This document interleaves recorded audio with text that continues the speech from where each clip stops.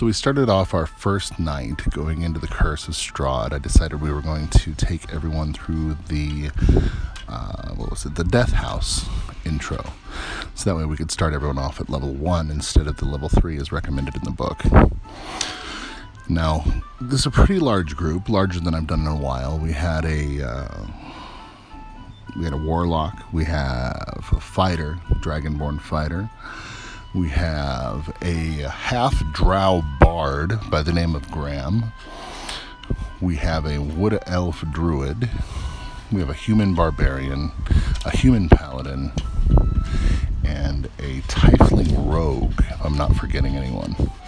Again, we're 3 sessions in now. I should have recorded these way back when, but hey.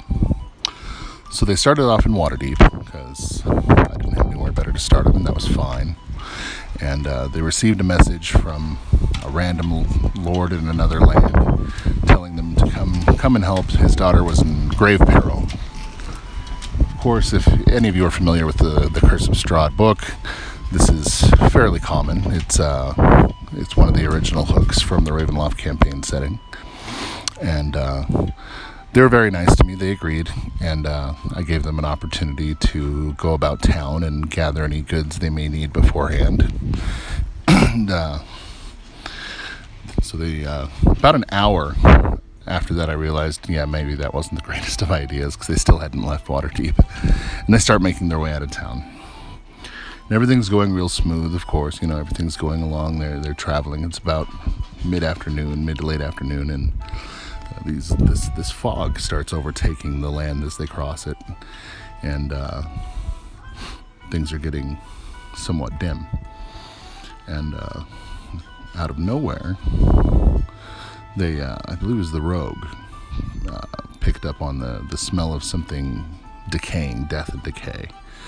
And so when she investigated, they came across the body of a traveling messenger who had another letter on him that somewhat resembled the one that they'd received back in Waterdeep. However, this one was in different handwriting and named a villain that Count Strahd von Zarovich had attacked his daughter. Not that she was simply in grave peril.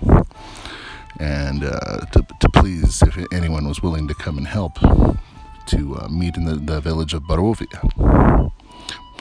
And just as they're going through this letter and start talking about what the implications might mean of different handwriting and whatnot, a group of wolves saunters out of the mist, and led by a rather large black dire wolf who doesn't seem to attack. He just kind of sits in the back and directs them around. So we roll up initiative and break into combat, and the paladin actually makes Berdrick is his name, makes a bold move and decides to go straight for the leader. He's going straight for this dire wolf, and he misses the first round, so that's okay. So we go around another round of combat, and various members of the party are attacking various wolves as well. The warlock was actually doing something quite interesting. He had decided not to play his character as openly as the rest of them. I'd mentioned that they were all old friends except for this warlock they'd met about a week prior, and he'd kind of been tagging along with them on their various exploits. And he, instead of saying, "I'm going to cast this specific spell," stated the effect of the spell, and I knew what it was, but he didn't reveal it to the party.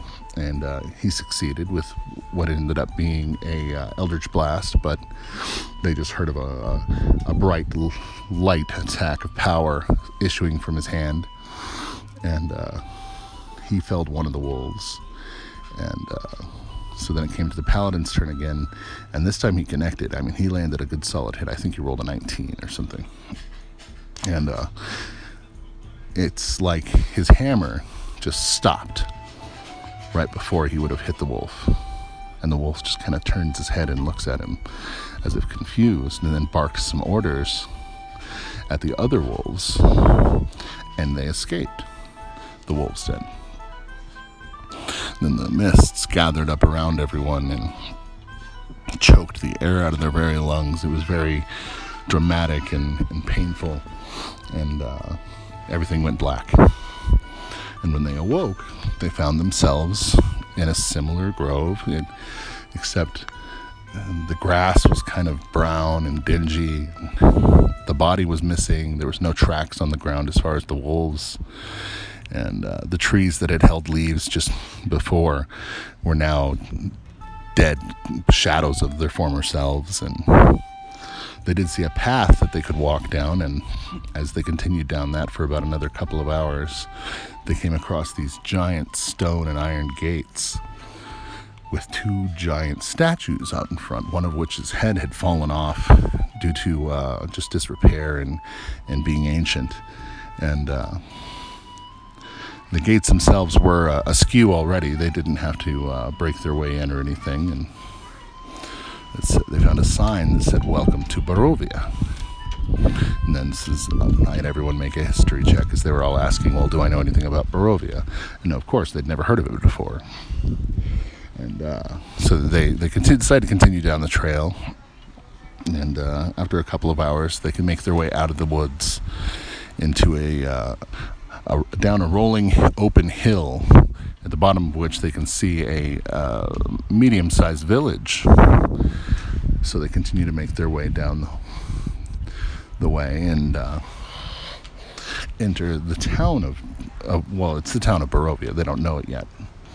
And the fog is real, the mists are real thick again and real stifling, and they don't see anybody. It's like a ghost town.